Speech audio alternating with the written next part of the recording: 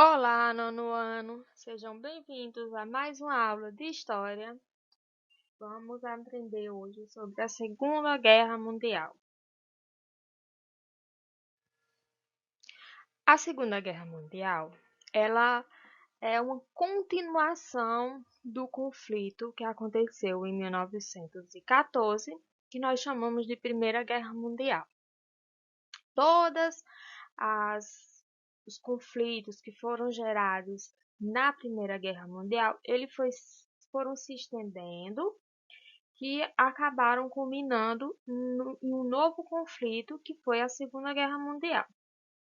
Alguns dos antecedentes: a Liga das Nações, criada para manter a paz, não fazia quase nada, pois ela representava os interesses das nações vencedoras na Primeira Guerra Mundial. Muitas nações, muitos países que saíram perdendo na Primeira Guerra Mundial, eles se sentiam insatisfeitos.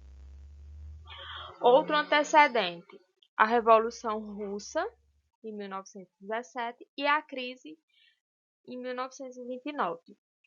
Esses acontecimentos, eles amedrontaram a burguesia europeia, porque eles representavam o avanço do comunismo.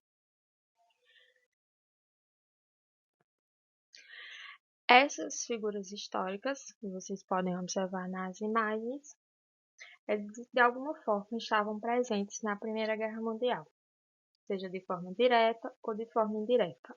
Alguns participaram diretamente do conflito e estavam no campo de batalha, outros estavam apenas nos bastidores, participando das elaborações dos projetos e táticas de guerra. A primeira imagem é de Hirohito, que é o imperador do Japão.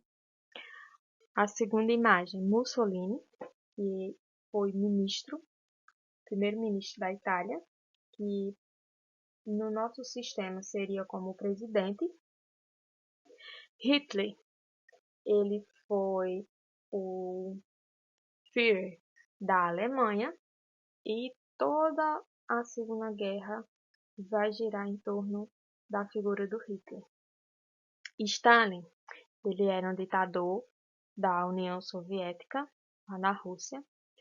Churchill, ele era o primeiro-ministro da Inglaterra, e a maior parte das táticas de guerra eram elaboradas por ele. Nos Estados Unidos, temos dois representantes, Roosevelt e Truman, porque como o conflito se estendeu por vários anos, houve uma troca de presidente nos Estados Unidos. Houve eleições e o outro assumiu o governo. E esse último, Charles de Gaulle, que ele se tornou presidente da França. Na Primeira Guerra Mundial, o Charles de Gaulle, ele era franco-atirador. E Hitler também estava no campo de batalha. E ele teve Hitler sobre a mira do seu rifle e decidiu não atirar em Hitler. O início do conflito se dá a partir de quando esses países começam a fazer alianças entre si. As alianças eram feitas a partir de interesses em comuns que eles tinham. Em 1936, o Japão e a Alemanha, eles assinam um pacto, eles se unem na luta contra o comunismo. Em 1937, a Itália também adere a esse pacto, formando o eixo Roma-Berlim. Em 1939, a Alemanha de Hitler e a União Soviética de Joseph Stalin assinam um pacto de não agressão. É o Pacto Germano-Soviético. Essa foi uma das grandes sacadas que o Hitler deu. Porque ao assinar um pacto de não agressão mútua com a União Soviética, ele tirou um grande adversário que podia bater de frente com ele. Stanley se propõe a não interferir no que Hitler está fazendo lá na Europa, desde que Hitler não invada os territórios da União Soviética. E durante vários anos do início do conflito, Hitler vai seguir esse pacto, mas vai ser quando Hitler começa a invadir territórios da União Soviética que Stalin vai se voltar contra ele. No dia 1º de setembro de 1939, Adolf Hitler anexou a Polônia à Alemanha. Ele tomou os territórios da Polônia. No dia 3 de setembro, eclodiu a Segunda Guerra Mundial. Os países capitalistas, como Inglaterra e França, não aceitaram essa dominação de Hitler e foram para o conflito. Enquanto isso, no Oriente, o Japão ele se apoderou da Indochina e do norte da China.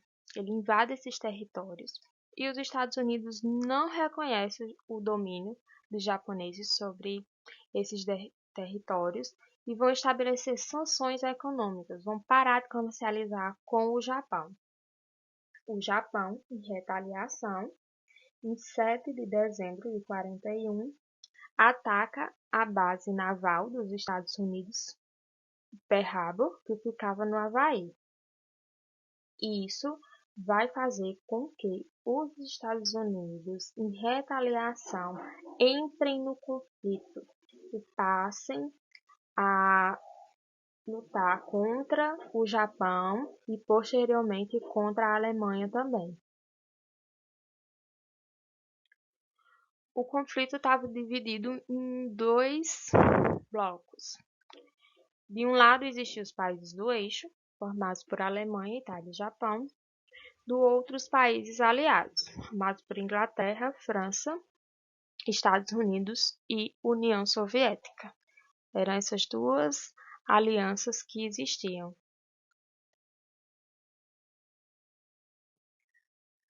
Todos os países do grupo aliado resolveram fazer um ataque conjunto contra a Alemanha.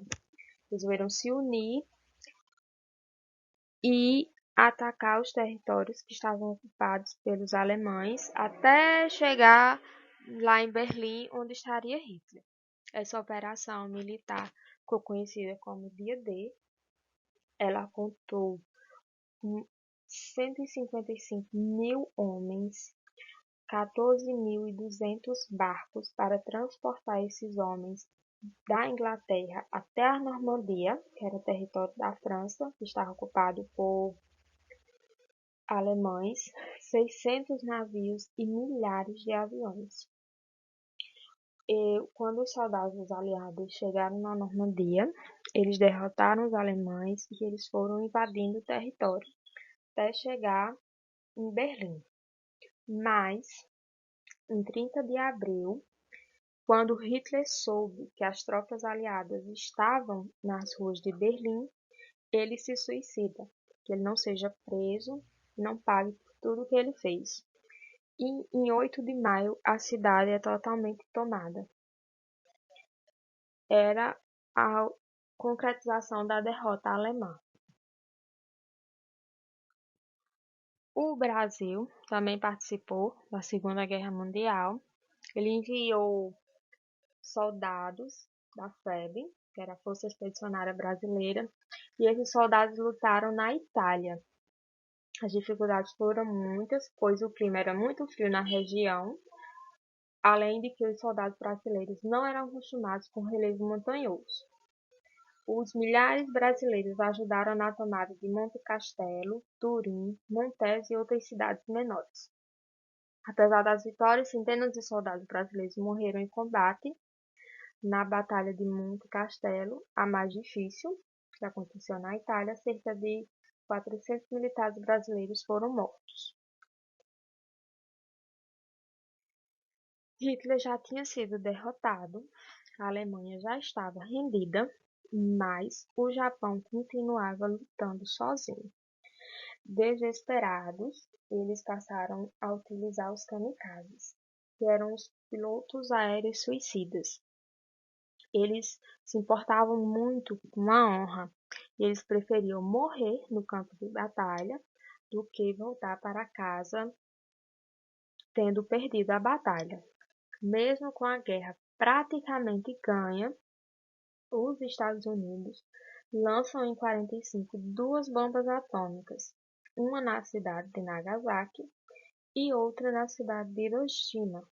Esse ato provocou a morte de 350 mil pessoas e milhares de feridos e mutilados. E até hoje, pessoas nascem com sequelas da radiação da bomba. Uma das grandes barbáries da Segunda Guerra Mundial foram os campos de concentração.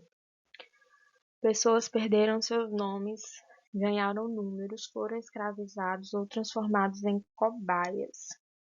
Muitas delas morreram vitimadas por doenças e maus-tratos, enquanto outras eram enviadas aos campos de extermínio para serem eliminadas em câmaras de gás. Os nazistas, eles fizeram os campos de concentração e esses campos de concentração eles eram especializados em extermínio de vidas. Sobre o nazismo, os campos de concentração foram usados como parte de uma estratégia de dominação de grupos étnicos e dissidentes políticos. O grupo étnico que mais sofreu com o nazismo foram os judeus. Mas, além dos judeus, outros grupos também foram enviados para os campos de concentração, como os ciganos. No âmbito político, os anarquistas e comunistas também eram enviados para os campos de concentração. Homossexuais e minorias religiosas, como os testemunhas de Jeová, também sofreram tratamento desumano e de extermínio, mas é inegável que o Holocausto dos judeus foi a barbárie mais cruel que aconteceu na Segunda Guerra Mundial.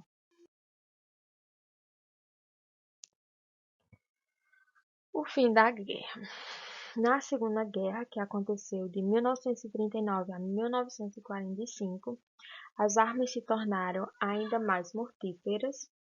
Utilizaram-se de mísseis de médio alcance, da bomba atômica e houve o genocídio dos judeus. O balanço de mortes desse conflito é de 17 milhões de militares e de 34 milhões de civis. A Alemanha, que perdeu todos os territórios que ela foi conquistando e anexando, a Alemanha foi totalmente dividida em 4 áreas. Ficou por influência, uma área por influência da União Soviética,